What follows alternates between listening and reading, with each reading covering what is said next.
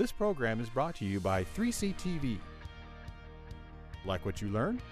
Visit our website or follow us on Facebook and Twitter to keep up on the latest 3C TV programs.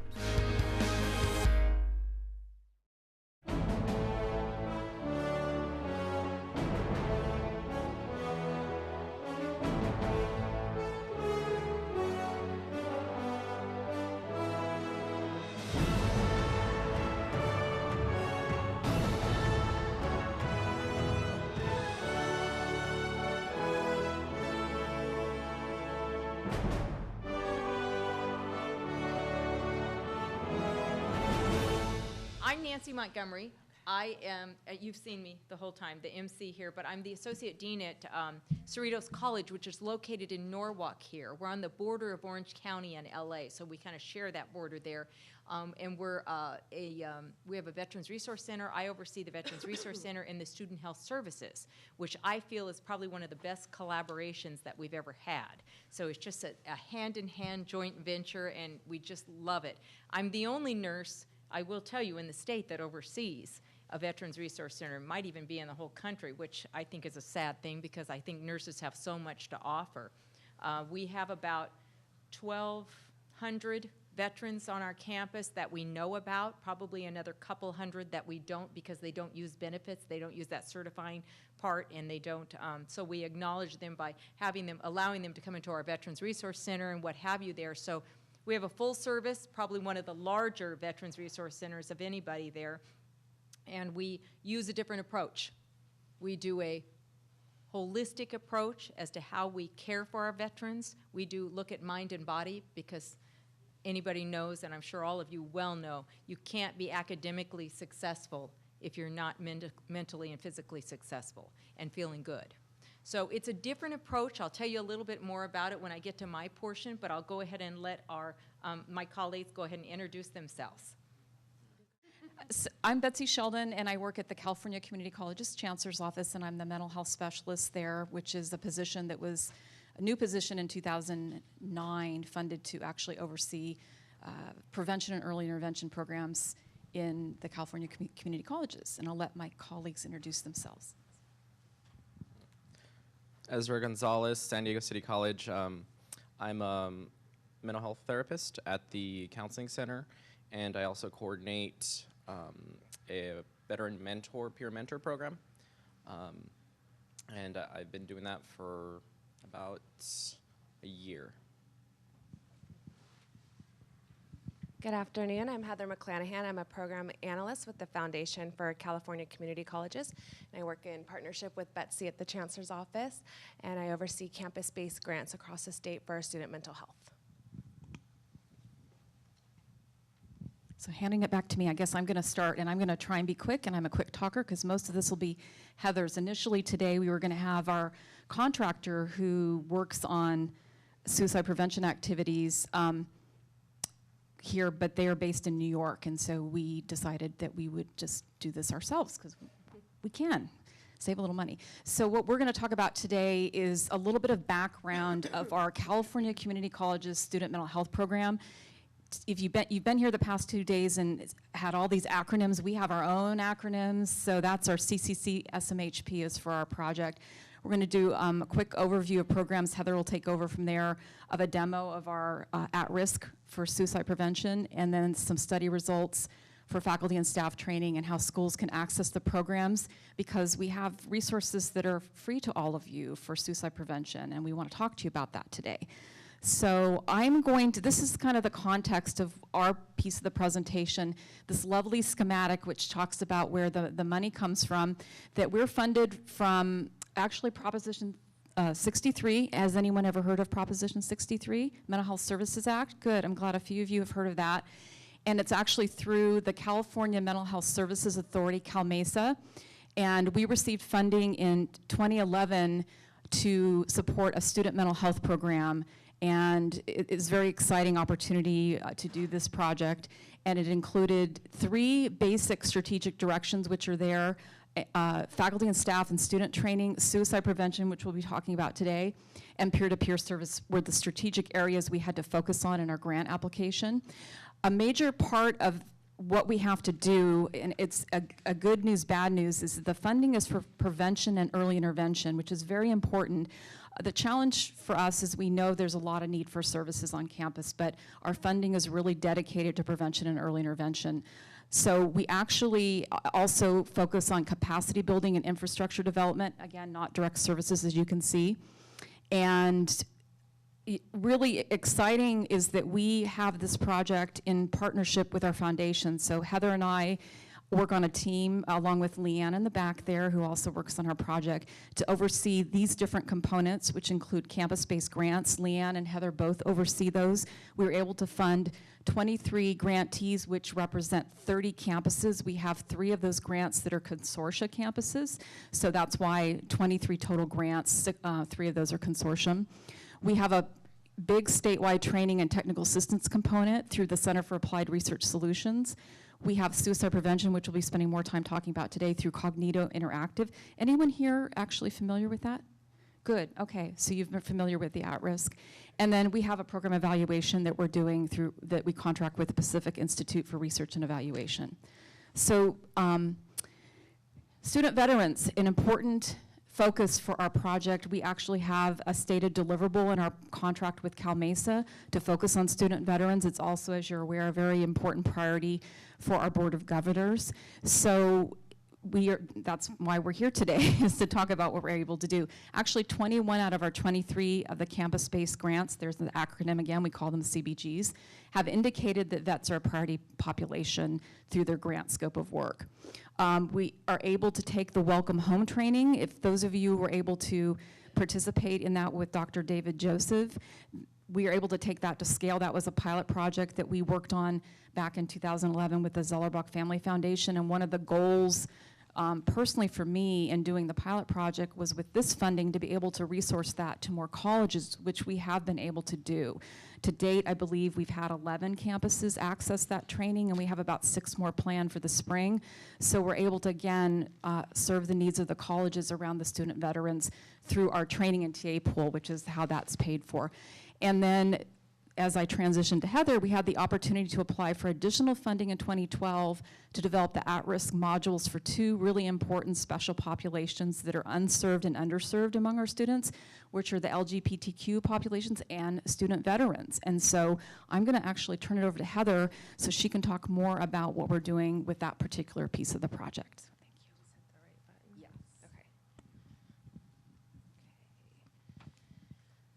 So with our grant, we, the UC systems, the CSU systems also receive the same amount of money to provide the student mental health project. So with us, with 112 campuses across the state, it's really difficult to do that direct face-to-face trainings and services for faculty and staff to build capacity. So that was one of the reasons why we chose Cognito Interactive, which is an online training. So this is just an overview.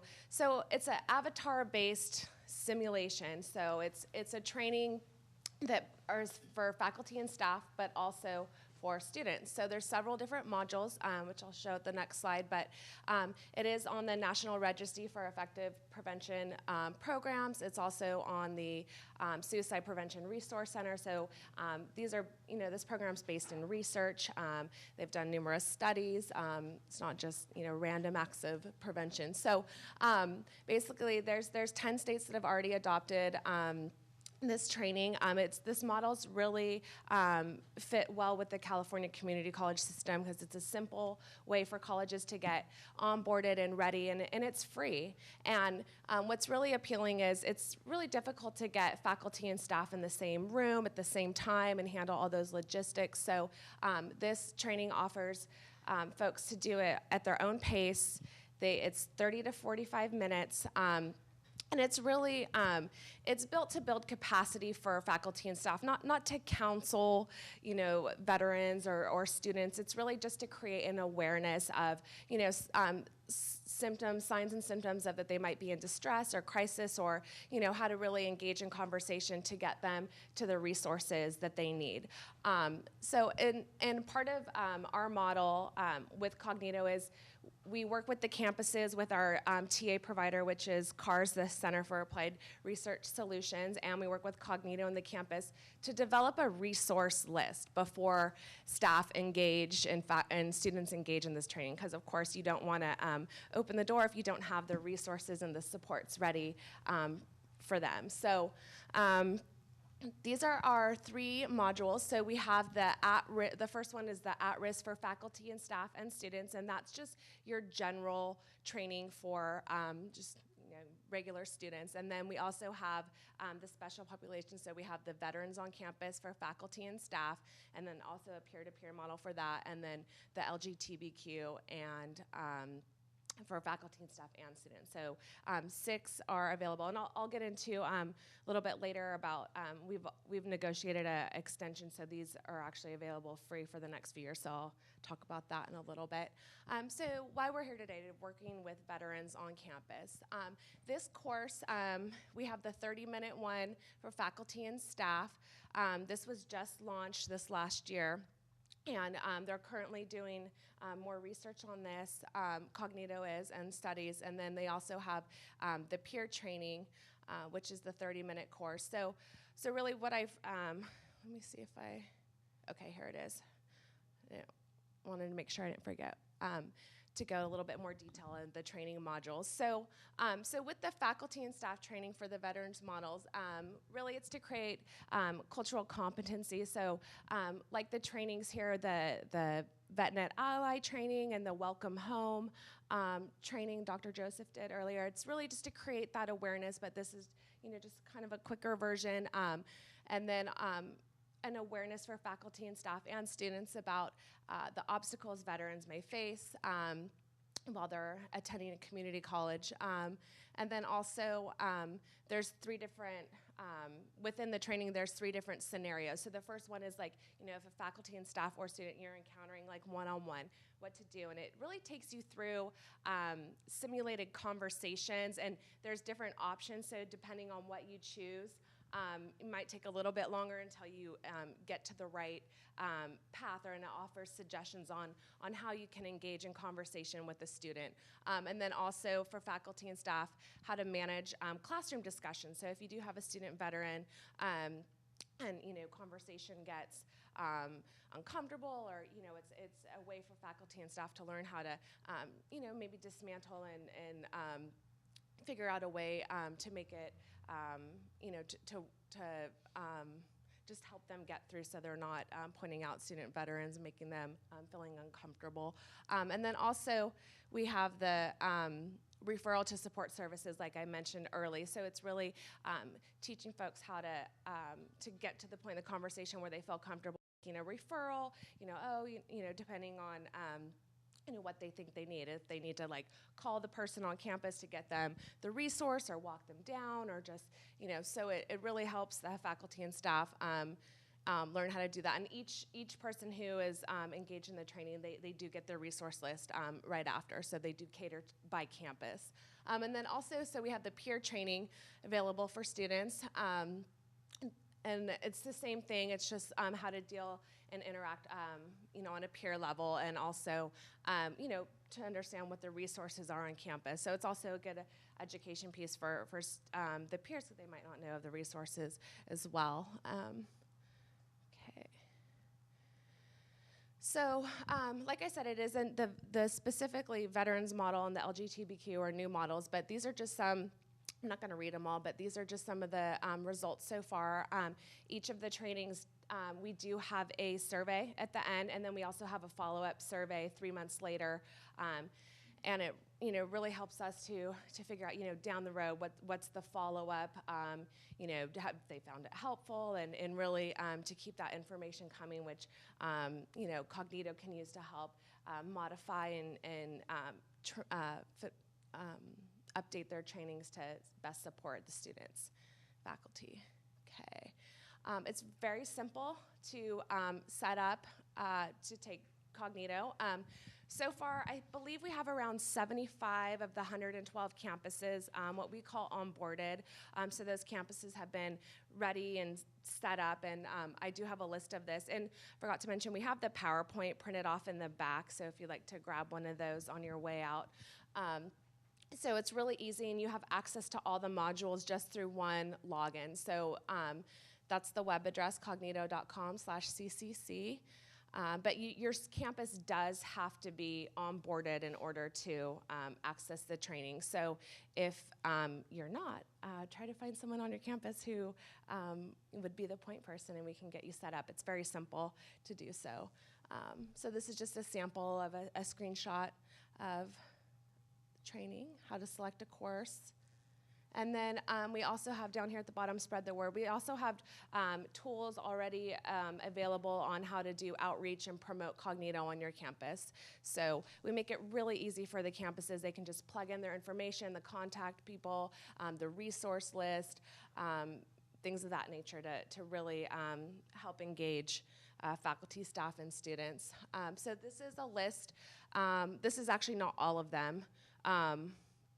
That have been onboarded and ready to go. We recently just onboarded a few more last month, but I believe there's about 75. So our goal is to get all 112 campuses onboarded and ready, so that way faculty, staff, and students can access the training. Additionally, if you're a campus-based grantee, so if your college received this grant, there's incentives for faculty and staff to encourage them to participate in the training, and for students as well. So. Question? Can you just tell us right now how you get on there if your college is not on there? Yes.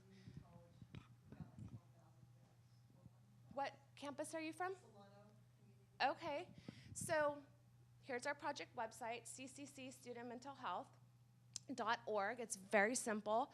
On that webpage, we have a technical assistance and training application button. So it's as simple as you click on that button, you enter your information, you click on the little box that says you want Cognito, and our TA provider, CARS, will get in touch with you as soon as possible and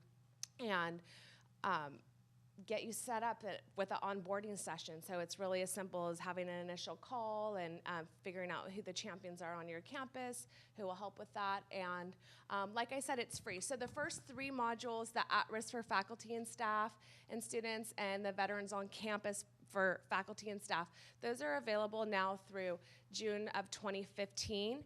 But the catch is, schools have to be onboarded before June of 2014. So if campuses are not onboarded and set up in the system before then, they won't be able to access. And then also available is the peer-to-peer for veterans and the LGBTQ models. Those are available through June of 2017, which is great. So we were able to negotiate and leverage with this grant to offer these trainings. So any other questions? No? Okay. And then again, that's studentmentalhealth.org. We have, you're able to, if you log on to that, you can sign up for our electronic newsletter that we do monthly. We have a ton of fact sheets, all related to student mental health. There's a ton of other trainings. We have the Welcome Home training that you can request for your campus, and they're all listed. So as part of this grant, it's not only just for the ones that had received the campus-based grants, it's for all 112. So I encourage you to go on there and look and see what's available and request some trainings for your campus. They're free, so. Oh, okay, yeah, there's a bag in the back, so if you want to drop your business card, we can get in touch with you, and we can sign you up on the newsletter. So it's really simple. So we hope you take advantage of these resources that are available. That's it. Any questions? Nope. All right, and we have our veterans fact sheet, which is located on the back table. All right. Are those your notes? Thank you very much. So next we're going to have Ezra talk about what he does in his mental health area at San Diego and what he can kind of explain a little bit more there. I will tell you that I have Cognito at my campus, and it really is a simple project and process to get through. So I do advocate on getting it there. I think that it's excellent. I've actually had to send a lot of our faculty there when they don't know how to talk to students and access resources, and it's really unique how it talks them through it and shows them how to talk. So very, very interactive and an excellent resource. Thank you. Ezra Gonzalez, San Diego City College. So I'm here to talk a little bit about the Veteran Support Network. It's funded from a grant that we received from the Wounded Warrior Project. A little bit of the introduction to it. There's 3 main components. We have veteran peer mentors who do the outreaching on the campus, and they themselves did serve in the military.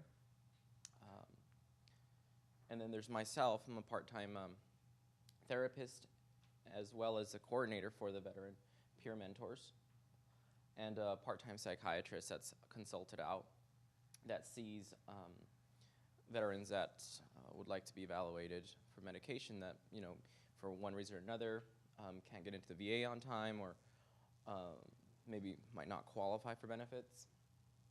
So it is a goal-directed grant, and we're trying to serve all of the returning veterans as well as any veterans that served in any kind of deployments, in their military career. So the grant was made possible by the Wounded Warrior Project, and it was $125,000. And so a little bit of the program statistics. So the veteran mentors, they're a really important component of the program because they're the ones that go out and, talk to other veterans on the campus and, help them with either questions having to do with VA eligibility or, talk to them about mental health and kind of reduce the stigma of, seeking mental health. A lot of the veterans that are returning, are suffering from post-traumatic stress, comorbid depression, and so a lot of times if they're able to talk to a fellow veteran that's, able to reduce the stigma around, seeing if they might benefit from either talking to a counselor or seeing a psychiatrist, that'll help them get in and be served. A little bit of the statistics. So just in the spring, when the program took off, 110 contacts, direct contacts were made from the veteran peer mentors, and it's broken down by branch. And in the summer, we used that break, since we didn't technically have an academic session during the summer, for new student orientations. A lot of veterans coming in the summer, being adjusted, to school, getting their VA, their GI Bill processed, so we're able to go into these classrooms, tell them about the services that are available for veterans, and that way when the fall semester started, they know we're there. So this statistic for August of 2013 only, we did 58. That number is close to being quadrupled right now. As you can see, just the mere exposure of being on the campus, more than half, a little bit more than half just in August 2013 was as compared to the spring 2013 semester. We also have workshops too. We bring the VA in, we bring veteran community resources in, we bring other people that in the community that can help vets, and bring them onto the campus. We usually have food, because that attracts a lot of people. So, the food does help, kind of get the vets in, and they said, oh, well, if anything, they'll get some snacks there, and then, we're talking about veteran things, and they come in and, ask questions, and, spread it through word of mouth, like, hey, these workshops are, really beneficial. So, mental health statistics. So, the therapist side of the grant, which I also take care of, just in the spring, I've seen 16, and in up to August, I saw 13. So, I mean, that's almost the same numbers, and this was just in August alone. That number has gone up, I believe, till now, 40 more. So, we're able to definitely, improve our numbers as time passes and exposure of the Veteran Support Network, gets to campus and faculty. So as part of grant reporting, we have to include a GAF score, which is a Global Assessment Functioning score. And our goal originally on the grant was a 10% improvement, but as you can see, 16.5. So for all the veterans seeing over 4 sessions. So definitely a good number there, and percentage referred to the psychiatrist was 34%. Of course, since we're not, planning to do long-term care, our goal is to, get the vets seen, treated, taken care of, kind of wrapped up and prepared to go into the VA so they can transition their care there. So the hiring and training for these veteran peer mentors, they're all trained in veteran eligibility benefits, suicide prevention, public speaking, and any issues pretty much under the sun of having to do with veterans so that they can help any of the vets, whether it has to do with filing a claim or whether it has to do with getting your GI Bill.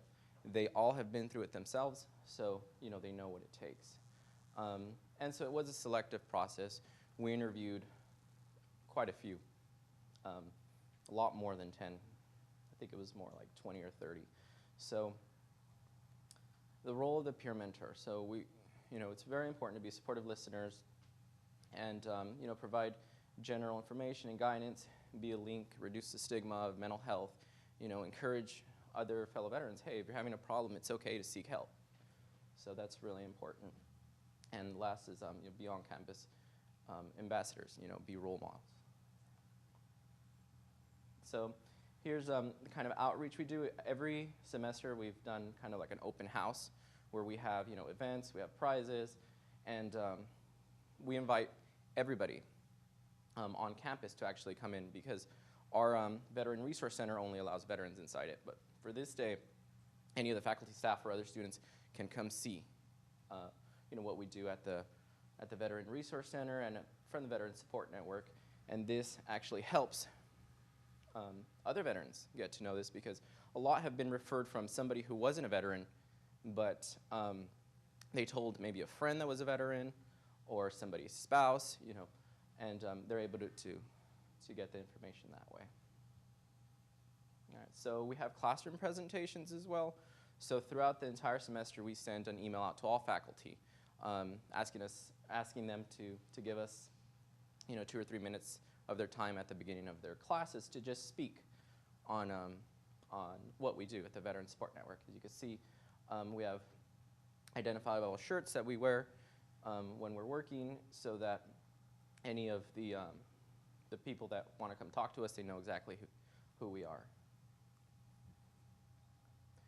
These are the trainings. We have a few of the trainings only, and these are the flyers. So we had one on PTSD, on TAP, which is a transition assistance program for vets getting discharged. We brought the VA in, and we also brought a specialist for filing for medical eligibility claims.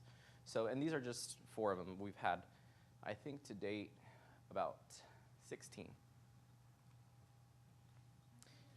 Yeah. What's your outcome look like when you have these presentations, workshops, for students? So you're asking what the outcome is at the end as far as the numbers? Okay. So in the workshops themselves, the outcome as far as people that show up, we get anywhere from 15 to 30. And these are mostly vets, a lot of faculty too, but mostly vets that show up, and they're new faces too.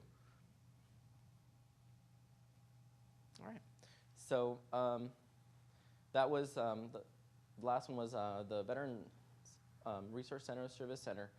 That's where we have the open hours as well. So open hours are from 10 a.m. to 2 p.m., I believe, and it's staffed by the veteran mentors, and they just pretty much they sit there, and the vets go, and they know who we are, and if they need any help with anything having to do with academic-wise, mental health-wise, we're there to help. And these open office hours are advertised. So if maybe a vet doesn't want to go up to us, if we're in the mental health office, or maybe doesn't want to go up to us in front of others, they know that they can always find us there. Yeah. I'm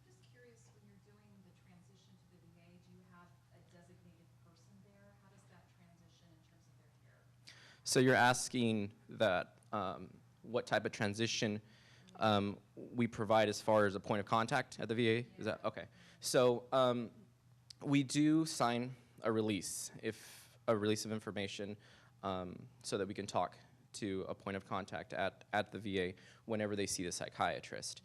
And at that point, once that release is signed, I definitely, personally, I take care of it myself, and I will do the phone call and see exactly where they're going to be going to, make sure that the release of information is there, that I know where they're going, I know who they're going to see, I know when they see them, and that way the transition is smooth.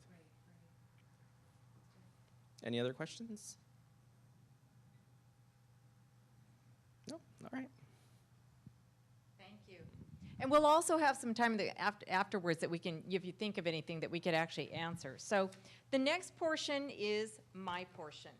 And what I wanted to share with you is, I did not bring a PowerPoint because I want you to see exactly what I'm talking about when we're talking here. The issue of suicide right now in our veteran population is absolutely ridiculous. We have 22 suicides a day, and it's unacceptable. When we looked at this, we had 2 recently in the last year at Saddleback College, which is within our Region 8 area, and it's devastating when that happens. I mean, the whole Veteran Center shuts down. It's really a sad occurrence. How we thought of getting around it is, I work very closely with General Gravitt at the California Veterans Affairs Department, and he would email me information about suicide with veterans, and then I would email him back, and me being a nurse, I do a lot of research on it, and finally I said, you know what? Enough is enough. We need to do something about it. So let's start a pilot program. And I said, let me put some things together and see what we can do that works on campuses. Let's collect some data. Let's figure out what's out there working and how we as colleges in our Veterans Resource Centers can address the situation and seem to help who's on our campus. One of the things that I kept getting on my campus alone is our classified personnel, our faculty. I kept getting these phone calls and saying, you know, I've got these students that are saying to me, I want to die, I don't want to be here, I'm so depressed. You know, I don't know what to say. And really, when somebody says that to you, it is devastating because you kind of sit there and go, huh? And you do. And I felt so bad because I know the questions to ask. My mental health therapist knows the questions to ask. All of you know those questions to ask. Classified don't. Faculty don't. And a lot of times, you know, what we do is we go, oh, you know, things will get better. Don't worry about it. You know, we slough it off. We forget about it. We don't do that. And the student ends up either dropping out of college, is not being seen. They end up in a horrific situation. So I thought we better address that. So what I did was, because of all those calls and what's going on, I looked up the best practices, and I looked up all the research as to what's out there and what's going on as to the CDC, the World Health Organization, all of the national suicide areas, and what the interventions are. There's a basic statement of what the intervention is and what the prevention methods are. The prevention methods are, we need to educate, we need to be there, we need to have staff ready, we need to know what to say when these situations happen, and we need to be able to know who to refer to, because in those situations that those do not know what to do or how to handle situations, you need to know what's going on there.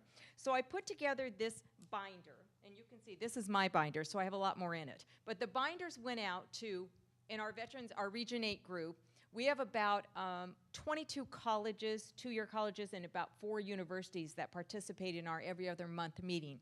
So we had one of our meetings, and I said, we put together the agenda, and I simply sent it out and said, this is what we're going to discuss. Everybody needs to show up to get a binder. Well, that meeting, we had about 45, almost 50 show up, and our meeting was held at Mount Sac, and we had everybody showed up. We did an educational moment where we went through this binder, you know, page by page almost, and we sat down and I went through all the guidelines. Now, let me just tell you a little bit of the process in putting this together. You can't do this on your own. You've got to bring in the experts. So I went into the visits to Long Beach VA. I met with their suicide coordinators. Every VA hospital has a suicide coordinator. They have the mental health area, but they have a coordinator that is assigned that does outreach, that will come out and educate your Veterans Resource Centers, your colleges, what have you, and they address these subjects. Now, they address them not only specific to veterans, but for the general population, which again benefits your campus, because suicide is suicide. Now, the issue when you're dealing with the veterans on a campus that have suicide ideations or problems or issues, the good part there is that we have that referral basis there going back to those coordinators in the VA, and we have that crisis line available there. That is set up for the veterans, and it's just amazing what they have. You don't know these services are out there until you start doing this research. So instead of everybody trying to find their things and looking here and not knowing where to go, I put it together in a binder, so it worked out really good. So what I found was I got a whole great assortment of information. So she brought out, and let me tell you, our coordinator's name is Demisi. I love Demisi. She's now my new best friend. So what she did was she gave me just bags and bags of information and educational material that we can hand out and use in our Veterans Resource Centers. So I put these all together. Some of these things didn't come laminated. I had my staff put these together because I wanted to make sure people could keep them at their desk. We took this from the actual crisis line. If you look at Suicide Prevention National, this is the National Suicide Prevention Lifeline. And what we did was my staff, again, printed these up and laminated them with the hopes, then we told when we educated the individuals, keep this at your desk, keep it within hand's reach so that you always have this. The other part of that too is you have a Veterans Crisis Line. Now, if you've ever, maybe my background being in nursing, I know how the crisis lines work, and they're very interesting, but I had a veteran say to me that I called the crisis line and they put me on hold, and I'm like, oh no, you cannot be put on hold on a suicide line. You can't. Well, when I called that number, I thought, I'm going to call and find out what's going on. So I did my own research. I called myself. And it says on here specifically, press 1 for veterans. The hold that he was talking about was because they're waiting for you to press a number as specific to what you're needing. So when I pressed 1, the lady answered like in 2 seconds flat, and I identified myself as to what I was doing and who I am. And I said, I want to know your process. Tell me what you do if I'm a veteran calling you. I asked her all the questions, and I wrote it down. So in one of my tabs in here, it tells about what goes on that Veterans Crisis Line. I don't want everybody calling because I don't want you to inundate them. So I wrote it down and told them, this is what happens when you call that line. And when you tell a veteran to call the line, just so you know, you can tell them this is what's going to be going on there. They will actually outsource you to an outside facility. If they feel you're unsafe, they can actually call the local police department. They get your name, address. They have that access to get your number from wherever you're calling from.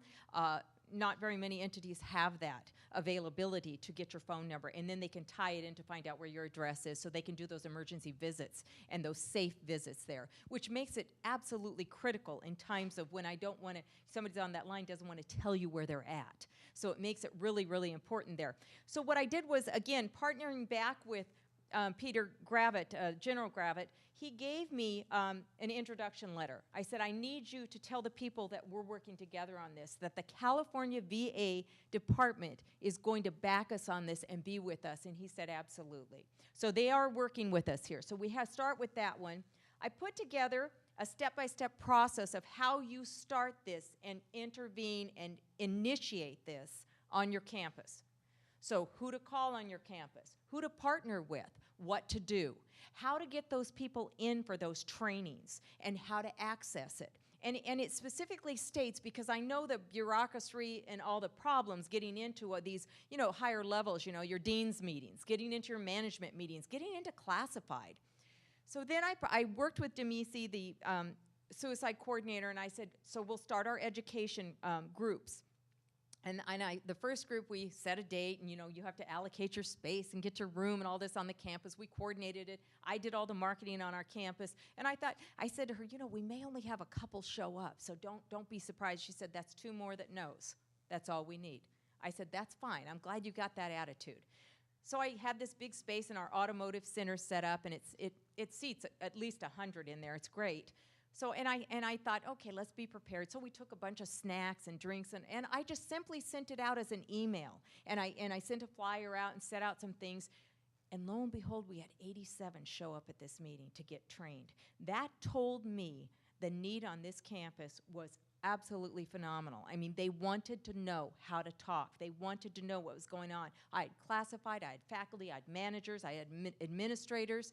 Everybody was in that meeting. You couldn't believe it. We had to bring in extra chairs. That's how big it was. She came in from the VA. She talked to them and did her whole PowerPoint such a way that she simply told them, just be genuine. Just be genuine. But she told them the key things of what to ask, and she told them the key things of what to do when they state these things to you. She gave scenarios. She did all of these wonderful things and gave numbers and all of these great handouts and different book little bags and different things that were out there. It made a difference when she was speaking. The sad part is 3 individuals spoke up and said that they had tried to commit suicide. And she said to me before, you never know what you get in these audiences, so be prepared. I was not prepared for that. One of them was my work study, and it just broke my heart. And I was just like taken back because I said, I never knew, and he never said anything. So it was really kind of hard for me to listen to that, but the idea that he was there and he had gotten over it, but he had a plan. He was going to take his motorcycle and go into a building with it. And that bothered me right there, too. But again, he never spoke about it. And the whole thing was, this is a young man who has the phenomenal grades, is doing wonderful. He's actually one of my work study. That is my tutor. That tutor is the highest level of math. And it was just unbelievable that he actually verbalized what had gone on, his feelings and what was going on. The room was silent. Let me tell you, you could hear something drop from another room. It was so silent. So that type of intervention, that type of education made a difference. So we went on further and we educated a couple of more groups. We're up to about almost 200 now on our campus. So that's a great, great means of intervening. When I saw the need there and I got this out to other campuses, we go through this a little bit more here. And what I've set up is a lot of informational things. Like there is an article in here. It says the things you should know about today's student veterans. Written by a female veteran. Absolutely phenomenal what she wrote on there about their needs and what you should do there. Talking about mental health. And it really was, it's something that you should look at there. The 6 essential components of comprehensive suicide prevention programs. I was lucky enough to go and do a visit through General Gravett. I tried to do it on my own. I didn't get in to Fort Bliss. They wouldn't let me in. So I asked him for his help. He set me up so that I could go to Fort Bliss. I did a bunch of research on all the branches of the military and found that the 2 that are the most vivid and most wonderful setup programs are the Army and the Navy. And it's amazing to me that the other branches are not at all really prepared in what they do. And the evaluation that I looked at actually came from the RAND study that actually looked at all of these. Now, they broke down all the branches as to what was successful, their evaluation process, and what went through. The Army was unbelievable, but they kept mentioning this one General Petard out of Fort Bliss. So that was my goal, to go visit him. So General Gravett got me on the base. I flew out to Fort Bliss during the summer, and Bliss is exactly what it is, blistering. Went out there. I was amazed, number one, that it's an open base. I mean, like, I drove on and nobody even looked at me. I was like, you could have anything in your car here. So it was amazing to me. But bottom line is I got on. I met with Colonel McCauley. And Colonel McCauley, I have to tell you, when I was talking with him before, was like, why do you need to come out? I said, no, I need to see what you're doing. I want to see in person what's going on and get your practices and sit in your sessions. I want to know what's going on. Why are you so successful according to this report and the other ones are not? What are you doing that's different? Okay, fine, I'll have you come out. So I met with him. Lovely man. Lovely, lovely. Had everything set up for me. I got to sit in on how they teach their suicide prevention programs to their sergeant levels and above. And what happens is they actually sit there and make them do an interaction back and forth of scenarios. And it was funny to me in the beginning because they make them do characters. So one of them was Batman, and the other one was Robin. And Robin was going to commit suicide, but Batman had to save him and tell him why. And it was when they get lost in the conversation, they had that person that knew how to tell them, continue the conversation by doing this, ask them that. They only had small groups, so they had groups of 5 or 6 at the time, and they were in groups in different areas there. But the best program that I ever saw there, the other part of the day that I went to was in a resiliency program. University of Pennsylvania has developed this program. It's 12 components of how to develop resiliency in our military. Again, taught to the upper levels so that they can bring it on down and it trickles down to their troops that they oversee. And it goes over things like how to problem solve, how to build, do persistence, how to have meditation. All these 12 boxes, and it's not only just a box stating what it is, it's a manual that tells you how to do it, and it's a step-by-step process. It was the best program I've ever seen in my life. And I sat there and listened to that, and I thought, this is what is saving our military. You show somebody, because I'll tell you, I had a problem when I went there with one of my staff on my campus, and I was like, you stew about it, right? And it was still on my mind. And then it said problem solving. So I went step by step as I'm sitting there in this day conference, and I went step by step and took the problem. By the end of my step by step, I had solved the problem. And I thought, if this works for this little piddly thing that I was dealing with on my campus, it's going to work great for these guys and gals in the military. And it has worked great. Building this resiliency program, developing these skills, and giving them the tools to get through these type of problems that they go through, I'm going to tell you right now, that is the key component. Key component to building a suicide prevention and intervention program is building resiliency. It's not only having that conversation, it's you've got to be able to give them the skills and the tools to develop and know what to do when I get depressed. What do I do when I get depressed? It's so easy for somebody to say, oh, get over it. You know, go exercise, do whatever. Not that easy. People that suffer from depression, they need help. And whether, I'm not an advocate for medication, however, there are times that you may have to be on medication and then go through therapy and do some things. And it can be that important in your life to save your life. So building resiliency is the key. That program is inside here, and it's step-by-step process inside here because we need to have that part. That's a key component. When you look at the other components that we put in here is, I have the 14 overarching recommendations that go through different programs. We have all the parts, all of the CDC guidelines, as I said, the World Health Organization, the suicide prevention, everything in here is now research. So now we pulled out all the research and how you speak. A lot of these parts right here says signs and symptoms of suicide, what to look for, how to intervene, how to speak to them. All of that's in here. And it's important that everybody reads that. We also have them on the cards here too, just for a quick type of reference here, because sometimes you read these things over and you just get overwhelmed. You can't do all that. Now remember, my book is a lot bigger than what we gave out, so don't get too overwhelmed here. So then it goes into what I did too, was working with the Long Beach VA because they are our area. We put together a resource list. I have names and numbers of all the individuals to call and get in touch with, like via phone, like now at the Long Beach VA. So it doesn't give me to a central line and then I've got to press 5 different buttons, okay? I got the names and numbers. So what I told everybody in their binder, because some of them are in the LA region, they're not in this Long Beach area. Most of the Orange County ones were in the Long Beach. You can utilize this one, but the ones that are in the LA, West LA VA area, then you need to just go through and start finding your people, your connections, and write their numbers in here. You never want to have to call and then try and be transferred 10 times when you're looking for an emergency type situation. So you've got to make sure that you have those there. We have local hospitals, we have resources, we have outside mental health referrals here. We have partners, collaborating partners that come out. US Vets sends my VRC a mental health worker out every Wednesday. So, and he's a PhD intern. So those are things that we have in here so that we have that resource available there. It goes on to tell a lot of the other issues in here. This is my phone call to the 911 number there, the crisis intervention line. It also goes through a lot of, what I did was I put out the whole list of every VA hospital in California and who their suicide coordinator is. It's a name and a number.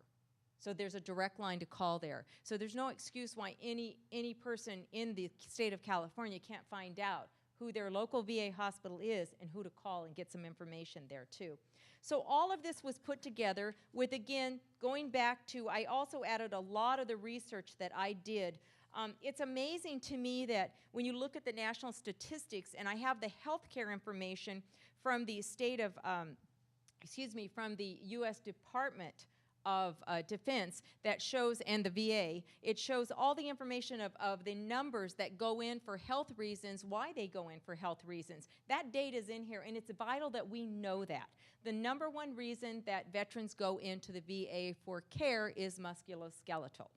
And we kind of think of that, right? The number two reason is mental health. Now, when you look at that, there are 1.5 million, and they give you some other numbers there, that are that are coming home, that have come home since all of this started with the OEF and OIF, okay?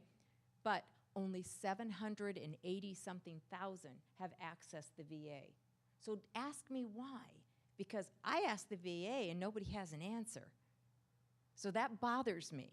We've got to make sure that they have access to the healthcare system when they're discharged, because we can get to these things a lot quicker. One of the studies shows in here that if we access our veterans within 2 to 3 months of their discharge and give them and offer them mental health care, the savings, it cost about $36,000 to take care of that individual. Whereas we wait any time period from 6 to 7 years, the cost is $456,000 per veteran. So why are we not looking to save that money? Besides the fact of we should be doing that anyways and making sure that they're stable and able to move forward with their life. There's a video in here that I tell you how to get online. There's a postman.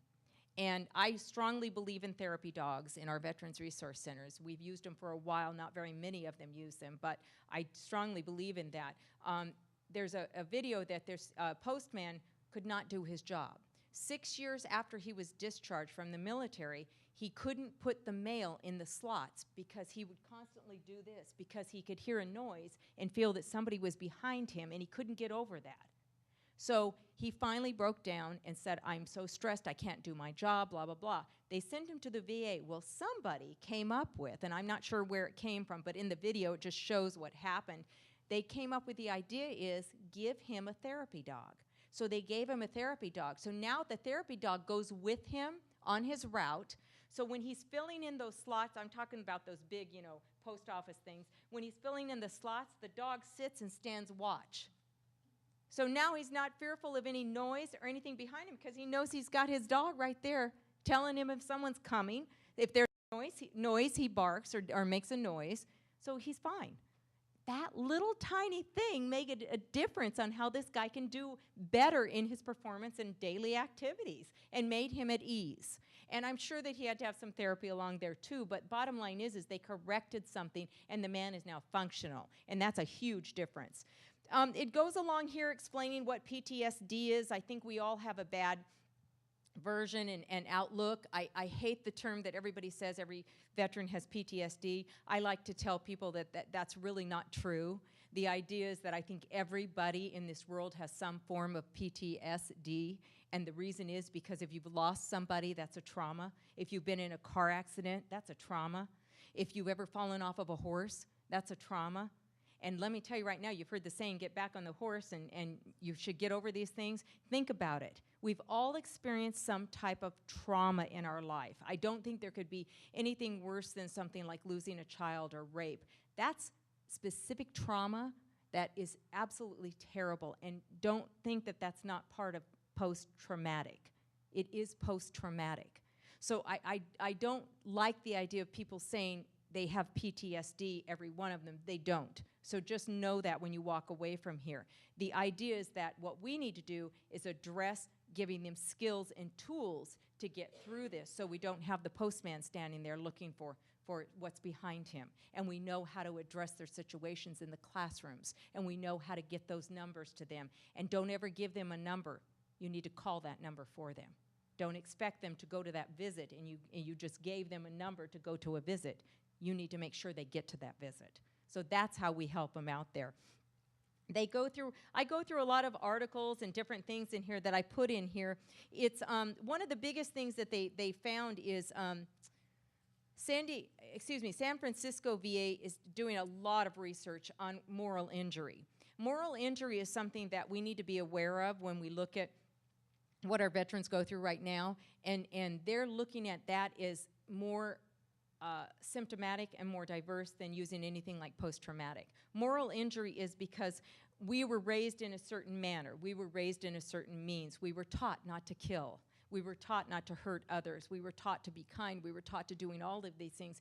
Then you go into the military and you're taught to make sure that you kill that enemy, to make sure that you're on target, to make sure that you do specific things that you were really not taught to do and you didn't want to do. And a lot of the young men and women are coming home feeling so guilty. They're feeling terrible about, I had to fire back because he was firing at me and I ended up killing him, or I ended up shooting a child, or I did something.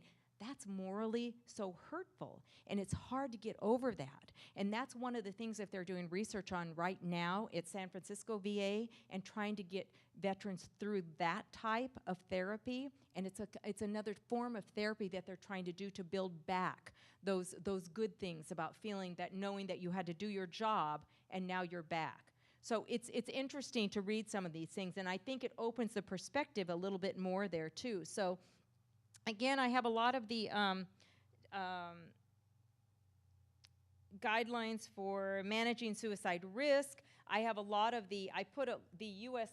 Army in here, U.S. Navy in here, guidelines, and I put in a lot of information that goes through, again, the resources, the Operation SAVE, which is what the actual VA goes through. That's what the PowerPoint is that they use out there for suicide. And it's the most comprehensive suicide prevention intervention binder that you'll ever get. So as we gave it out to all of these colleges, they were just a little bit more detailed in talking about it when we gave it out to them and what they needed to do and how to start the process. We've already had 4 colleges actually start the training. We just gave it out the end of last, I think it was April or May. 4 colleges have trained huge amounts on their staff, on their campuses. So they've done a great job of getting their coordinators out there and starting the process, and it has made differences so far. I think that the numbers that we're looking at of being trained is going to, at the end of the year, is going to make a difference on what we're seeing. The bad part is that we don't have really any way to see if it will decrease suicide rates, because we really don't know a lot of the suicide numbers yet. When they keep the, one thing I did find out is when they keep the data of veterans committing suicide, a lot of times they don't know if they're a veteran.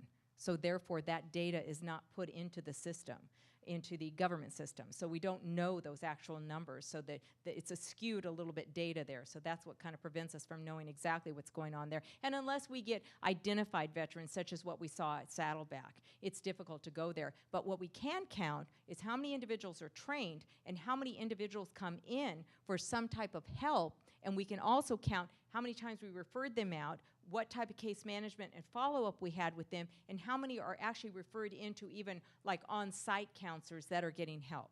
And that shows a difference right there. Building the resiliency, attending the classes, and doing that type of thing is just something that's kind of an add-on there too. So all in all, that's what we've got. That's what we put out. I think it's opened some eyes. I think it's done some great venue research and allowed the other colleges to kind of get this information in one spot and not have to everybody drive their own and pull their own out and see what they can get. So it's been a huge success with our group. They can't get enough of it. They constantly call me and ask me what we should do on this situation and that situation.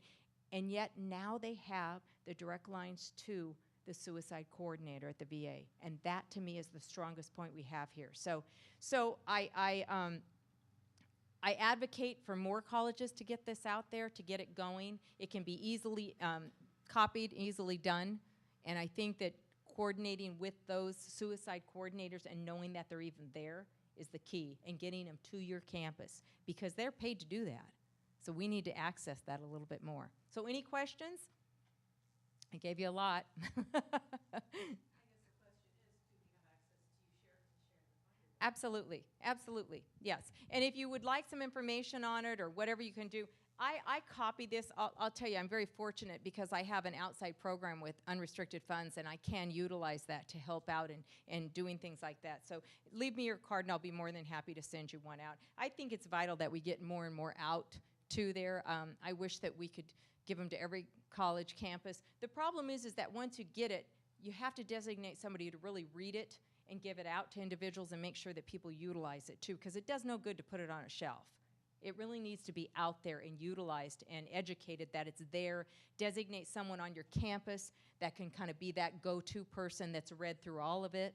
You know, that type of thing is what works. But to leave it on to get it and leave it on a shelf, it doesn't work. It doesn't help any students out. And we have to do that. And I would definitely recommend that it goes into your Veterans Resource Center and that they're mandated to read it. It's a key word is mandatory in my Veterans Resource Center.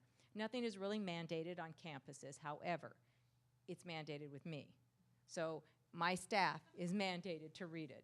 And when I send out emails to my veterans, it's mandatory that they fill out certain forms, and it's mandatory that they do things. And they will come in and ask, is it really mandatory? And my front desk says, absolutely, it's mandatory. Nancy said it is.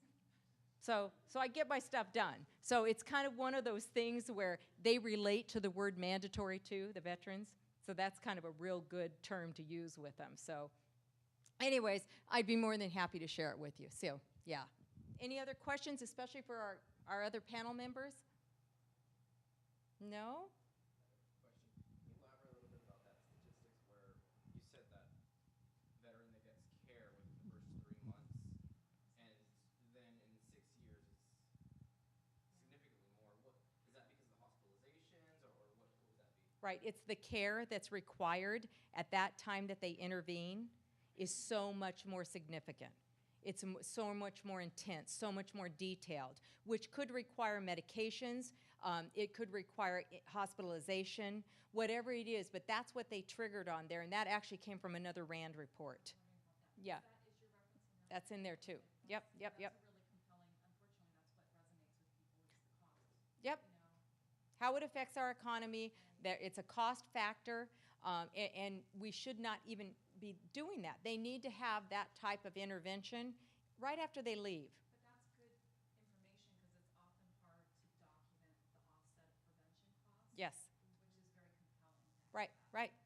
And there are some in here too. I leave some surveys. There's surveys that we use too in our Veterans Resource Center. One of them is, and I pulled it off the va.gov site. It's a PTSD survey. It's a 17-question survey. We utilize it in our Veterans Resource Center.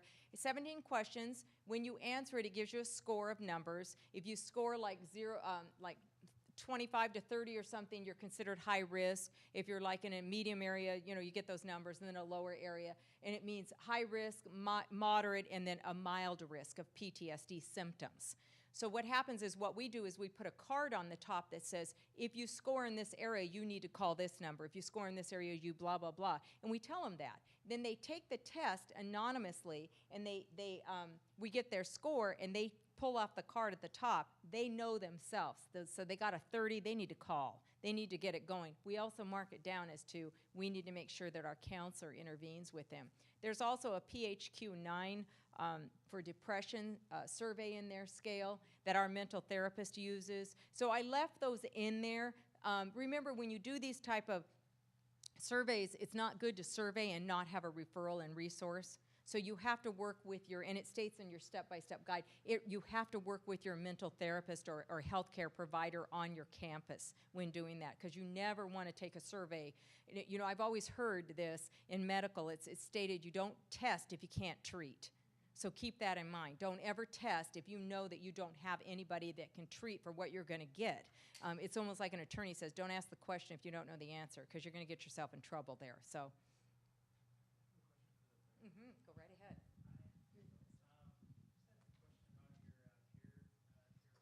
Right.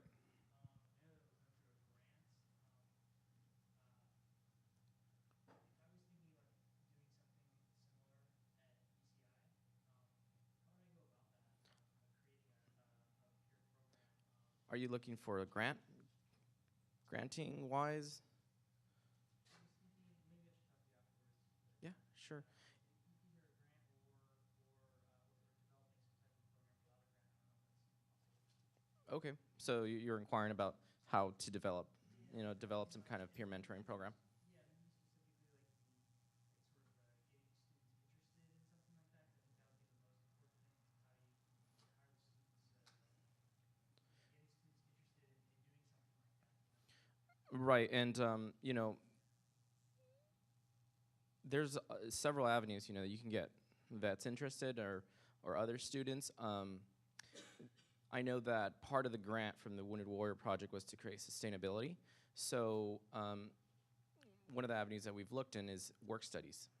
Work studies, having them, get what they call sponsored or working for a professor that may be interested in having a veteran focus. And, in that way, they're getting paid to create this club or this veteran focused group. And, with funding and with money comes more motivation. And then, you get that program going. And that's one of the ways that we've been looking at creating sustainability. There are also other sources of funding, not just through Wounded Warrior, but, through outside. I was just, Heather and I were just talking, we got the same amount of money. UC and CSU got money too, and they got, each of their campuses got, well, UC got $500,000 for each campus. So I would find out who on your campus got the Cal Mesa funding, because you guys got a lot of money. When you divide the 6.9 divided by UC campuses, it went a lot further than, we couldn't do that for ours. But you guys, we collaborate with CSU and UC, and so there is a person on each UC campus that had oversight over the $500,000 for each of those campuses. We have peer-to-peer at the. Yeah, so I mean, I it's. just started working with these guys, so I'm just learning. Oh, got it, yeah, no problem, but I would ask around or follow up with one of us, and I can connect you with Taisha Caldwell, is my contact with the officer president, but it should be, it's a lot of money per campus, and hopefully we'd be able to connect with whoever the contact is there. Any other questions? I do have a question. Yeah. Kind of, I'm from San Diego Miramar College. We are a sister college, and we don't have, well, we do have a mental health program on our campus, but it's having a lot of issues getting built, I guess, and growing. And so, I don't know, it's just something that I wanted to talk to you about, because I just got my master's degree at the University of San Diego, and so I'm working on internships, and so I'm wondering if that's a possibility to come down to San Diego City College. And we'll learn more about the program as well, because I want to see how we can have something like this happen at Miramar College, maybe even at Mesa College, because I think this is something that's important. And I think your binder is you're my hero. That's amazing. That is amazing. So I think that this is a really great thing that's happening. Yeah, definitely. Well, I mean, I think all of us are available to talk, afterwards if there are any specific questions. If not, I mean, we're free to answer them right now as well. No? All right. Well, thank you all for coming. We appreciate it. Thank you very much.